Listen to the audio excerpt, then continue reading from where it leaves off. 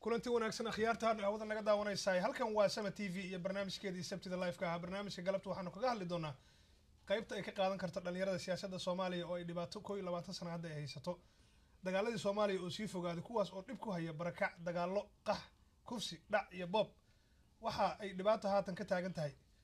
dalka Liibiya waxaanu ku xanniman Soomaali badan kuwaas oo aan haysan miciin haddaba xagee bay uga haboon tahay in ay wax ka qabtaan dhalinyarada Soomaaliyeed ama ha joogaan qurbaha ama dalka ha joogaan barnaamijkan oo galabta ku falaqeyn doona waxaa marti noogu ah Cabdullaahi Ciise oo ka mid ah dhalinyarada Soomaaliyeed oo qurba joogta ku nool magaalada Minneapolis Timir oo ka mid ah wariyaasha magaalada Sama TV Cabdullaahi Bishaar oo ka mid ah ciyaartooydii Soomaaliya ee u ciyaari jiray gobolka Shabeellada Hoose oo lambardiyeesha ka ahaa Cabdullaahi Black oo magaalada laga wada yaqaano oo dhalinyarada magaalada ah haddaba barnaamijkan wixii talo iyo tusaale daawadayaal waxaad soo wici kartaan telefoonka idinkoo fariin ama wixii talo weydiinaya telefoonka aad shaashada ka aragtaan waa 746055653 kusoo dhawaada barnaamijka waad mahadsantihiin dhalinyaro sidaad uga soo qayb qaadateen galabta barnaamijka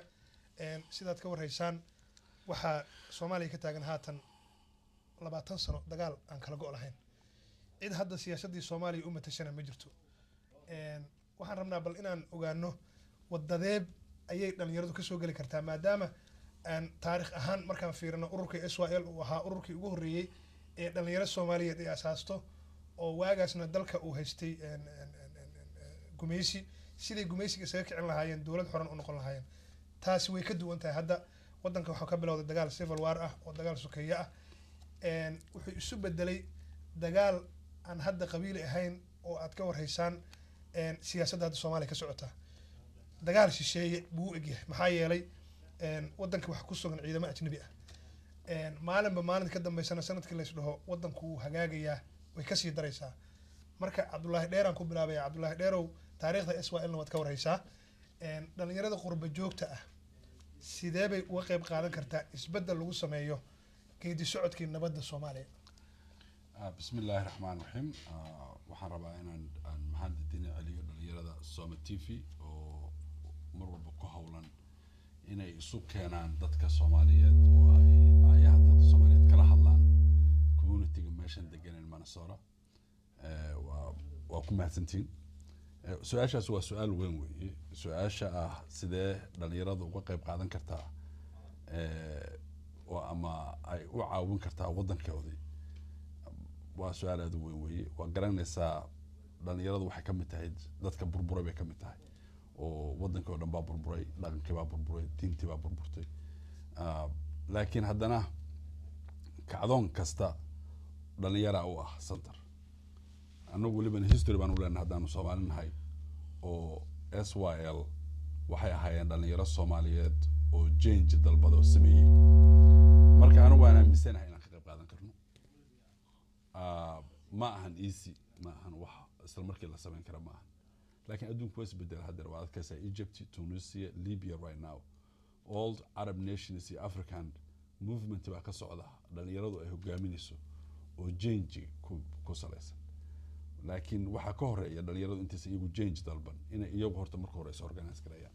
Cabdullaahi waad mahadsan tahay haatan waxaan ugu dayaa Cabdullaahi Bishaar daawadayaal waxa fadhiya may saddex Cabdullaahi marka Cabdullaahi uu yahay isgelin Cabdullaahi Bishaar waa ciyaartooygii Shabeellada Hoose Cabdullaahi yow dalka Soomaaliya waxaad ka yid dhalinyarada isboortigana wax badan ayay ka horeeyaan dhalinyarada kale oo aan isboortiga aqoonta u lahayn aqli ahaantaada dalka Tunisia hadda isbedelka markuu ka dhacay waxay ku bilaabatay wiil dhalinyaro ah oo isgubay markii isagoo qudaar gadanaya college-na ka soo baxay gabar ka tirsan dawladda hoose ay qudaartiisina meeshii ka qaaday isagana xabsi u taxawday ayaa waxay kaliftay inuu isgubo waxaana dhacday revolution-ka maanta aad ka warayso bariga dhaxo dhan ka socda adigoo kaashanaya experience-ga aad u leedahay dhalinyarada Soomaaliyeed sideed u aragtaa arrimaha sidee se loo wajihi karaa si Soomaaliya loo badbaadiyo waad mahadsantahay horta awlow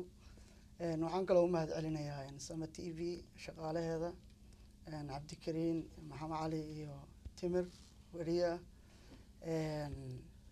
horta badbaadada Ilaahay baa haya laakiin de on isku day jira dhalinyaradan roolkeeda inay ciyaarto wax looga baahan yahay maanta Soomaaliya waxaan dhihi karaa hadda anagu laftanadu ciyaartooy haddii la yidhaha astaan waxaanu ka dhigan lahayn hadda haddii allah u naxariistee ciyaaryahankii badda ee waa dhaweyti lagu dilay maxaa iskool bolisiya allah u naxariisto in isagoo alamiindo u socdo aan tacsiyeynaynaa roolka looga baahan yahay dhalinyarada maanta waxaa weeye adduunyadu dee isbedelo fara badan baa jira isbedeladaana dee in lagu daydo waa wax fiican wey sida cabdullaahi sheegayba dee horeyna waa soomaalida usoo sameysay dhalinyarada roolkooday soo qaadatay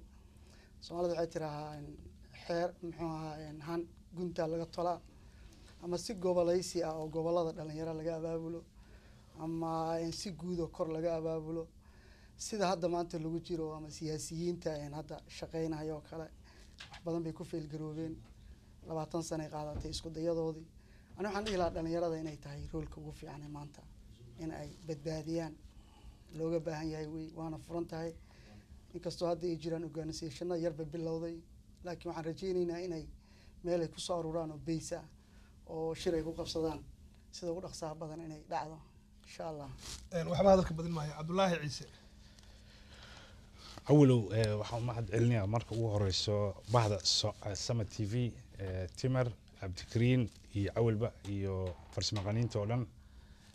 isbedeladan waa loo baahan yahay mid ugu horeyso awalow ummadda Soomaaliyeed in muddo 20 sano ayaa wadankii Soomaaliya dhibaato xun ka dhacday jiilkii dhexe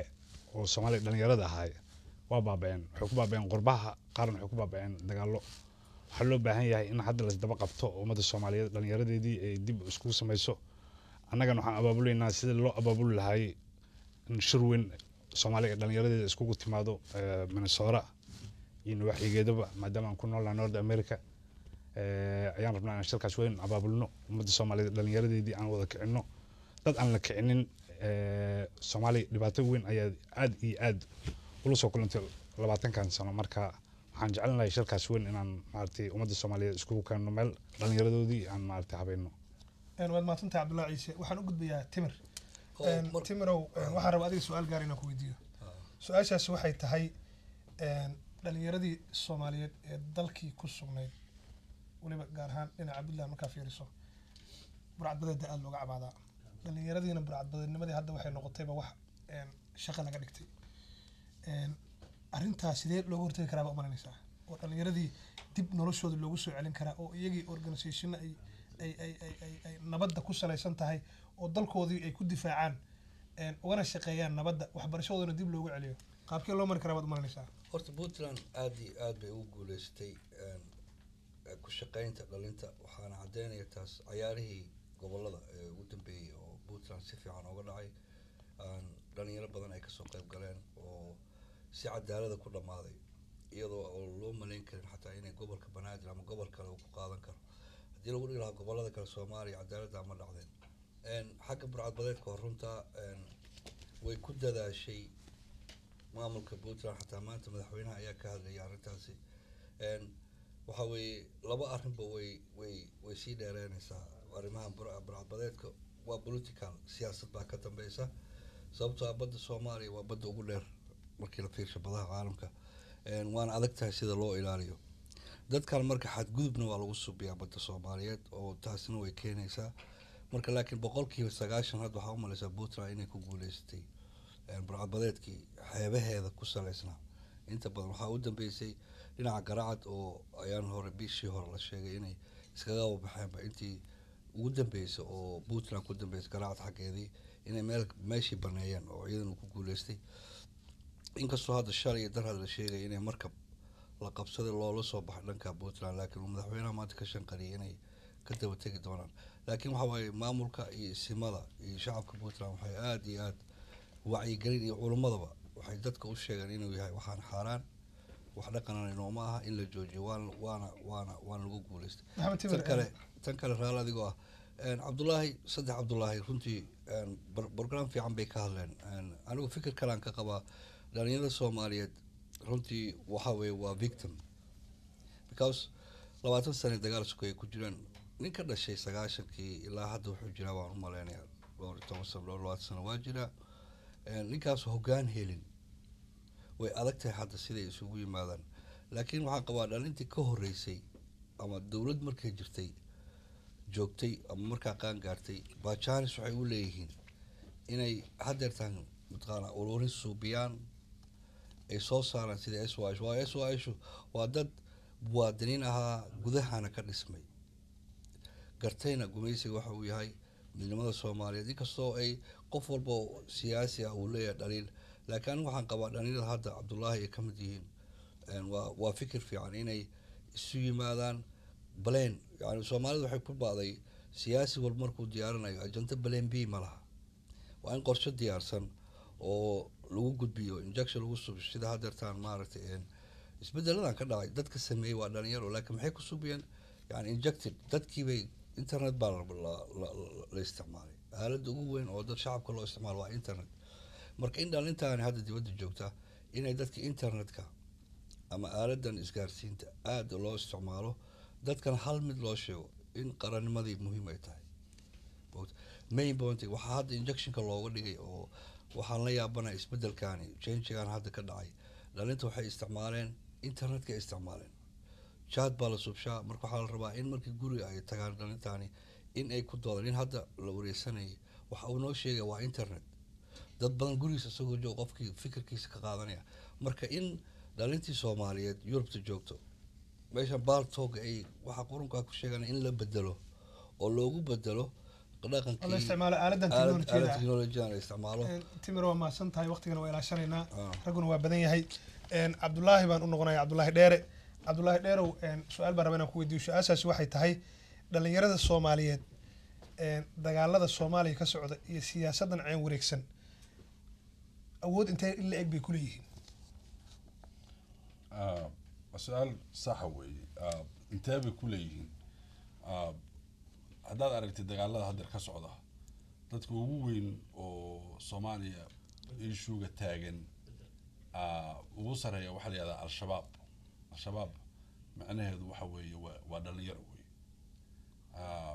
haddaad aragtid kuwa dowladda oo ay dowladdu isticmaaleysa 90% waa dhalinyaro kuwa qabiiladu isticmaalaan 100% waa dhalinyaro marka dhalinyaradu yes iyaga weeye waxa mataqaanaa qolo walba isticmaasho laakiin inay iyagu dib inta u laabtaan ilaan iyaga future-kii wadankii dalkii laga rabay ay iyagu iskartaan oo yidhahdaan no nin oday oo 100 sano jira inuu aniga isticmaalo yeeli mayo waa waxaa la rabaa in loo hadal baseka loo dhiso laakiin one thing baan rabaa inaan mataqaanaa waxyaabaha haddeer socda soomaaliya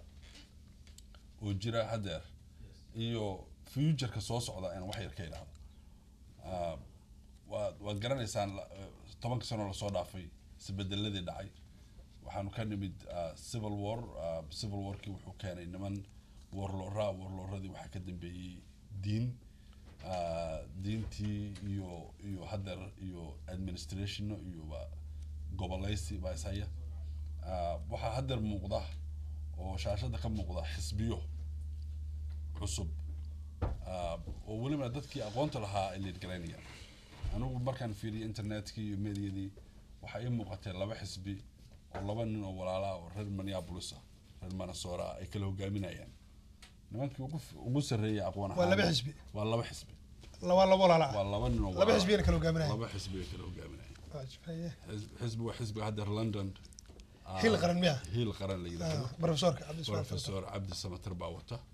odayaal waaweyn oo Cabdisaaq Xaaji Xuseen ka mid yihiin baa ku jira midna waa kii loogu Djibouti looga magacaabay oo Axmed Samatar oo asna professor kale baa wata marka unfortunately halkan uu ka bilaabanayaa والله من أو هذا الشيء ومن يعبرس وذا الجو متعلمين وبروفيسورات هذا يو يحتاجوه شيء وين حل حسبي أما أي أنتي سكدي كان واحد حسبي واحد اللي هو وين ولوك أنا حسب من هنا أنا أتاجا وضن كي أنا